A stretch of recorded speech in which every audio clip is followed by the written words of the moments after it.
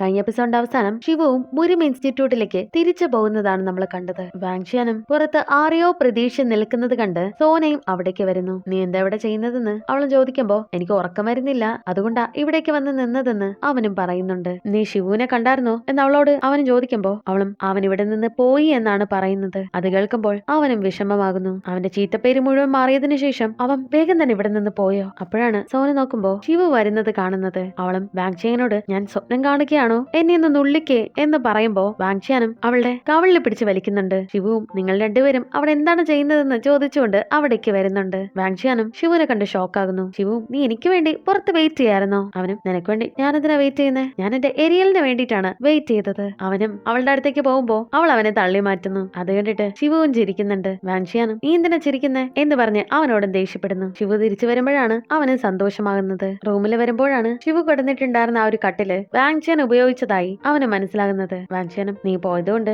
ഞാൻ ഈ കട്ടിൽ ഉപയോഗിച്ചതാണ്, ഇതിപ്പോ തന്നെ ഞാൻ മാറ്റാന്ന് പറയുമ്പോ ശിവുവും അത് സാരല്ല, നീ അവിടെ തന്നെ കിടന്നോളൂ, ഞാൻ ഇപ്പുറത്തെ കട്ടിൽ ഉപയോഗിച്ചോളാം എന്ന് പറഞ്ഞ് ഒരു ധാരണയിലൊക്കെ എത്തുന്നുണ്ട്. ആ സമയം അവർക്കൊരു ലെറ്റർ ആരോ കൊണ്ടിടുന്നുണ്ട്. അവിടെ ഒരു ബെൽ ടവർ ഉണ്ട്, അതിന്റെ അടുത്തേക്ക് ഇന്ന് രാത്രി വരണം എന്ന് പറഞ്ഞിട്ടാണ് ആ ലെറ്ററിൽ ഉണ്ടായിരുന്നത്. അവരും ആ കത്ത് കൊണ്ട് സോനയുടെയും ഹീറോന്റെ അടുത്ത് വരുന്നുണ്ട്. അത് കണ്ടിട്ട് സോനയും ആ ബെൽ ടവർ എന്ന് പറയുന്നത് പണ്ട് പട്ടാളക്കാര് ഉപയോഗിച്ചിരുന്നതാണ്, അവിടേക്ക് ആരും തന്നെ പോകാൻ പാടില്ല എന്നുള്ളതാണ്. ശിവവും അവിടേക്ക് ഞങ്ങളോട് എന്തിനാ പോകാനായിട്ട് പറയുന്നത്? അതിന് സോനയും നിങ്ങൾക്ക് പേടിയുണ്ടെങ്കിൽ പോകണ്ടെന്ന് പറയുമ്പോ അത് കേട്ടിട്ട് അവരും ഞങ്ങൾക്കോ പേടിയോ, ഞങ്ങൾ എന്തായാലും അവിടേക്ക് പോയിരിക്കുമെന്ന് അവരും തീരുമാനിക്കുന്നു. അങ്ങനെ അവരും ബെൽ ടവറിലേക്ക് പോകുന്നു. അവരും അപ്പോഴാണ് ആ ഒരു സ്ഥലമൊക്കെ നോക്കി കാണുന്നത്. അവിടെ ഇൻസ്റ്റിറ്റ്യൂട്ടിലെ മറ്റു കുട്ടികളും ഉണ്ടായിരുന്നു. അവർ അകത്തേക്ക് കയറിയ ഉടനെ ആ വാതിലടച്ച് മറ്റു കുട്ടികളും പൂട്ടിയിടുന്നു. ഹീറോനും നിങ്ങൾ ശരിക്കും ഇത് ചെയ്യാനായിട്ട് പോവുകയാണോ എന്ന് ചോദിക്കുമ്പോ മറ്റു കുട്ടിയും ഇത് മുരും ഇൻസ്റ്റിറ്റ്യൂട്ടിന്റെ ഒരു ട്രഡീഷൻ ആണ്, ഇത് ചെയ്തേ മതിയാകൂ. മറ്റു കുട്ടികളും ഇവരുടെ അടുത്തേക്ക് ചാടി വരുന്നു. എന്നിട്ട് അവരും വാളും എടുത്ത് കയ്യിൽ പിടിക്കുന്നുണ്ട്. ഇവര് വിചാരിക്കുന്നത് ഇവരുടെ കൂടെ ഫൈറ്റിനാണ്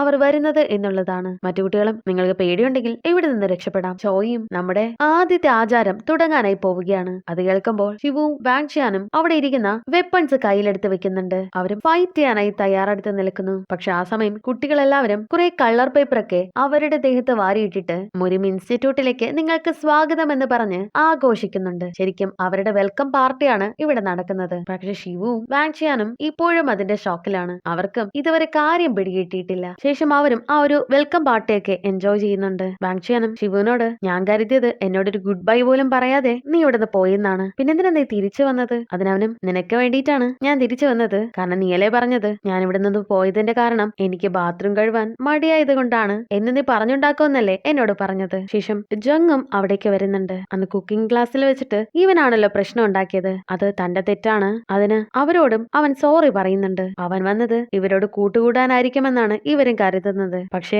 അവൻ ഇപ്പോഴും ഇവരെ രണ്ടുപേരും ഇഷ്ടമല്ല. ഇവിടെ പാർട്ടി നടക്കുമ്പോ കുട്ടികളും സംസാരിച്ചു കൊണ്ടിരിക്കുകയാണ്. അവരും ഒരു സീക്രട്ട് റൂമിനെ കുറിച്ചാണ് സംസാരിക്കുന്നത്. ഈ ഒരു സ്കൂളില് ഒരു നിധിയുണ്ട്, അത് തലമുറകളായി കൈമാറി വരികയാണ്. അത് ശരിക്കും ഉണ്ടെന്നാണ് കേൾക്കുന്നത്. അതിന്റെ പേര് ചിന്താമണി എന്നുള്ളതാണ്. ആ ചിന്താമണി കയ്യിലുള്ള ആള് ഈ ലോകത്ത് തന്നെ വളരെ പവർഫുൾ ആയിരിക്കും. അവർക്ക് യാതൊരു നഷ്ടങ്ങളും ഉണ്ടാകില്ല. അത് മാത്രമല്ല ചിന്താമണി എടുക്കാനായി ശ്രമിച്ച ഒരു സ്റ്റുഡന്റ് അത് കാരണം മരിച്ചു എന്നൊക്കെ ഞങ്ങൾ കേട്ടിട്ടുണ്ട്. ചില മഴയുള്ള രാത്രികളില് ആ കുട്ടി കരയുന്ന സൗണ്ട് ഇവിടെയുള്ള പലരും കേട്ടിട്ടുണ്ട്. ആ സമയം ഹീറോയിന് ഒരു കോള് വരുന്നുണ്ട്. അവള് വർക്ക് ചെയ്യുന്ന സ്ഥലത്ത് നിന്നാണ് വിളിക്കുന്നത്. അവൾക്കും എന്തോ ഒരു പ്രശ്നം ഉണ്ടെന്ന് ശിവുവും ശ്രദ്ധിക്കുന്നു. അവളും വർക്ക് ചെയ്യുന്ന സ്ഥലത്തേക്ക് പോകുമ്പോ അവിടുത്തെ ഓണറും ഇവിടുത്തെ 50,000 വോൺ കാണാനില്ല. അവരും ഹീറോയിനെയാണ് സംശയിക്കുന്നത്. നീ സാധാരണ പെട്ടെന്ന് ഇവിടെ നിന്ന് പോകാറില്ലല്ലോ, നീ മോഷ്ടിച്ചു കൊണ്ടുപോയ ആ ഒരു പണം എനിക്ക് തിരികെ തരണം എന്ന് അവളോട് പറയുന്നു. അത് കേൾക്കുമ്പോൾ അവളും ഷോക്കാകുന്നു. ആ സമയമാണ് ആ ഓണറിന്റെ മകൻ അവിടേക്ക് വരുന്നത്. അമ്മ ഇവിടെ ഇല്ലാത്ത സമയത്ത് ഞാനൊരു 50,000 വോൺ ഇവിടെ നിന്ന് എടുത്തിട്ടുണ്ടായിരുന്നു, എനിക്കൊരു ആവശ്യം ഉണ്ടായിരുന്നു എന്ന് പറഞ്ഞിട്ട് ആ പയ്യനും അവിടെ നിന്ന് പോകുന്നു. അപ്പോഴാണ് മനസ്സിലാകുന്നത് ഹീറോയിനല്ല ഇവരുടെ മകനാണ് ആ പണം എടുത്തതെന്നാണ്. ഹീറോയിനും അത് കേൾക്കുമ്പോൾ വലിയ സങ്കടാകുന്നുണ്ട്. ഞാൻ ഇവിടെ ചിക്കൻ ഫ്രൈ ചെയ്യുന്നുണ്ട്, കിച്ചൺ ക്ലീൻ ചെയ്യുന്നുണ്ട്, ഡെലിവറിക്ക് പോകുന്നുണ്ട്, എനിക്ക് അത്രയ്ക്ക് വേണ്ട പണം പോലും നിങ്ങൾ തരുന്നില്ല. പക്ഷെ എന്നിരുന്നാലും ഞാൻ ഇവിടെ നിൽക്കുകയും വർക്ക് ചെയ്യുകയും ചെയ്തു. ഇത് പണത്തിന്റെ കാര്യമല്ല, നിങ്ങൾക്ക് എന്നെ വിശ്വാസമില്ലല്ലോ, അതുകൊണ്ട് തന്നെ ഇനി ഞാൻ ഇവിടെ ജോലി ചെയ്യുന്നില്ല എന്ന് പറഞ്ഞിട്ട് അവൾ അവിടെ നിന്നും ഇറങ്ങുന്നു. വീണ്ടും ആ ഒരു ഇൻസ്റ്റിറ്റ്യൂട്ടിൽ വന്നിട്ട് ബെൽ ടവറിലേക്ക് അവൾ വരുന്നുണ്ട്. പാർട്ടിയൊക്കെ കഴിഞ്ഞ് എല്ലാവരും അവിടെ നിന്ന് പോയിട്ടുണ്ടായിരുന്നു. അവളും ഒറ്റയ്ക്ക് അവിടെ വന്നിരുന്ന് കരയുന്നു. ആ സമയം ശിവുവും അവൻ സാധാരണ കാണാറില്ല ആ ഒരു സ്വപ്നവും കാണുന്നു. ഒരു വീട് കത്തുന്നതും അവിടെ ഒരു ചെറിയ കുട്ടി കരഞ്ഞുകൊണ്ട് നിൽക്കുന്നതും അവൻ കാണുന്നുണ്ട്. ആ സമയം കോമയിൽ കിടക്കുന്ന ആ മനുഷ്യനെയും കാണിക്കുന്നുണ്ട്. അയാളും കുട്ടികൾ നേരത്തെ പറഞ്ഞിട്ടുണ്ടായിരുന്ന ചിന്താമണിയെ കുറിച്ചാണ് സംസാരിക്കുന്നത്. മനസ്സിലാക്കുന്നത്. ആ ഒരു ചിന്താമണി നല്ലവരായിട്ടുള്ള ഒരാളുടെ കയ്യിലല്ല പോകുന്നതെങ്കിൽ അത് വലിയ അപകടമാണ്. ഈ ലോകം മുഴുവൻ നശിപ്പിക്കപ്പെടും. എനിക്ക് എന്തെങ്കിലും സംഭവിച്ചു കഴിഞ്ഞാ എന്ന് ഭാര്യയോട് പറയുന്നുണ്ട്. ഭാര്യയും അങ്ങനെയൊന്നും പറയരുത്, നമുക്കൊന്നും തന്നെ സംഭവിക്കില്ല. ശരിക്കും ആ ചിന്താമണി സംരക്ഷിക്കുന്നതിന്റെ ഒരു ചുമതല ഈ മനുഷ്യനായിരുന്നു. അയാൾക്കും 2 മക്കളാണുള്ളത്, ഒരു ആൺകുട്ടിയും ഒരു പെൺകുട്ടിയും. ഇവിടെ ശിവുവിനും കിടന്നിട്ട് ഉറക്കം വരുന്നില്ല.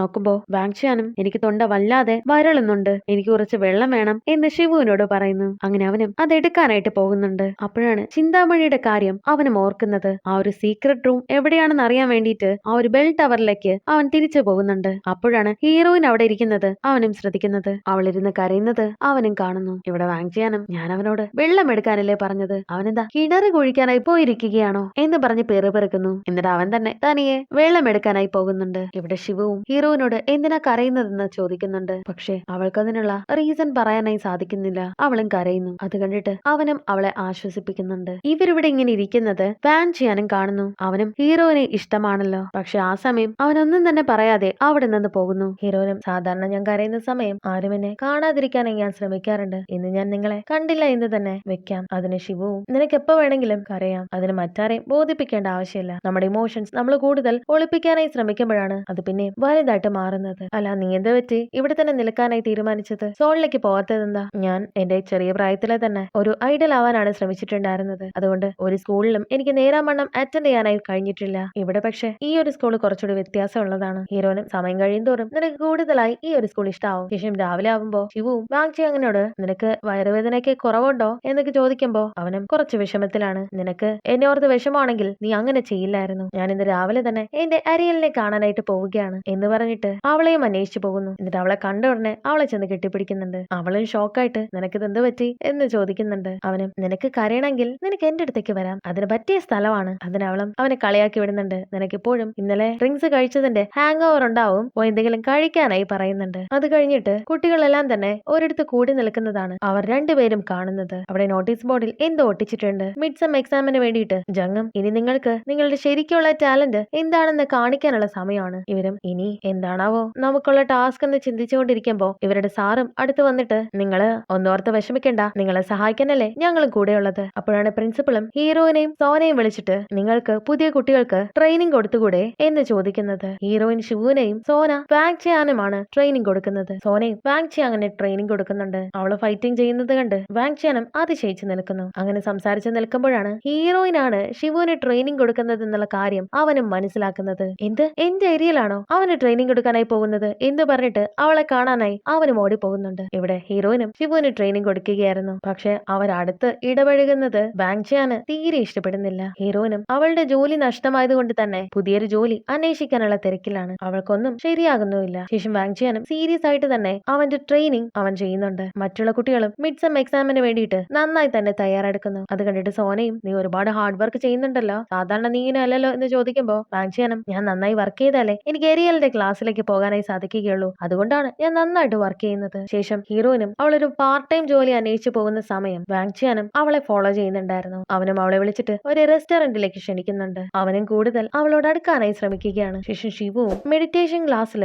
അവനുണ്ടായ അനുഭവത്തെ കുറിച്ച് ഓർക്കുകയാണ്. ശേഷം ആ ഒരു കോമയിൽ കിടക്കുന്ന മനുഷ്യനാണ് കാണിക്കുന്നത്. അയാൾക്കും പുറത്ത് നടക്കുന്ന കാര്യങ്ങളൊക്കെ കേൾക്കാനായി സാധിക്കുന്നുണ്ട്. അയാൾ നോക്കുന്ന ആ ഒരു ബോഡി ഗാർഡ്സും പരസ്പരം സംസാരിക്കുന്നു അയാളെ കുറിച്ച്. ശരിക്കും ഇവരെ നിയമിച്ചിരിക്കുന്നത് വാങ്ചാന്റെ അച്ഛനാണ്, അത് ഇവരുടെ ചെയർമാനും. നമ്മുടെ ചെയർമാൻ എന്താണ് അന്വേഷിച്ചുകൊണ്ട് നടക്കുന്നത് എന്ന് എനിക്കറിയില്ല, ചിന്താമണിയെ കുറിച്ച് ആണെന്നുള്ള കാര്യം എനിക്കറിയാം. ആ കോമയിൽ കിടക്കുന്ന മനുഷ്യൻ ഉണർന്നാൽ മാത്രമേ അതിനുള്ള ഉത്തരം ലഭിക്കുകയുള്ളൂ. അതുകൊണ്ടാണ് ചെയർമാനും അയാളും ഇത്രയും സംരക്ഷിച്ചു പോകുന്നത്. വാങ്ചാങ്ങിന് മുരിം ഇൻസ്റ്റിറ്റ്യൂട്ടിൽ ചിന്താമണിയുള്ള കാര്യം അറിയില്ല, അതുകൊണ്ട് മറ്റാരോടും ഇക്കാര്യങ്ങളൊന്നും ഷെയർ ചെയ്യാൻ പാടില്ല. ശേഷം ഇവർക്കും മെഡിറ്റേഷൻ ക്ലാസ് നടക്കുകയാണ്. ശിവന് വീണ്ടും ആ ഒരു സംഭവത്തെ കുറിച്ച് ഓർമ്മ വരുന്നുണ്ട്. അവന് മാത്രമല്ല ആ ഒരു കോമയിൽ കിടക്കുന്ന മനുഷ്യനും എന്തൊക്കെയോ ഓർമ്മ വരുന്നു. ഈ ശിവുവും ആ കോമയിൽ കിടക്കുന്ന മനുഷ്യനും തമ്മിൽ എന്തോ ബന്ധമുണ്ട്. ശിവുവും ഈ രീതിയിൽ പരിഭ്രമിക്കുന്നത് പ്രിൻസിപ്പളും കാണുന്നുണ്ട്. മറ്റെല്ലാ കുട്ടികളും അത് ശ്രദ്ധിക്കുന്നുണ്ട്. അവനും കാണുന്നത് ഒരു സ്ത്രീ മരിച്ചു കിടക്കുന്നതും ഒരു ചെറിയ കുട്ടി കത്തിക്കൊണ്ടിരിക്കുന്ന ഒരു വീട്ടില് ഓടി നടക്കുന്നതുമാണ്. ഇതേ കാര്യം തന്നെ കോമയിൽ കിടക്കുന്ന മനുഷ്യനും കാണുന്നുണ്ട്. ശിവുവും ഉണരുന്നു. ടീച്ചറും എന്താണ് കാര്യമെന്ന് അവനോട് ചോദിക്കുന്നുണ്ട്. അവനും താനൊരു കുട്ടിയെ കണ്ടതും ആ ഒരു വീട്ടില്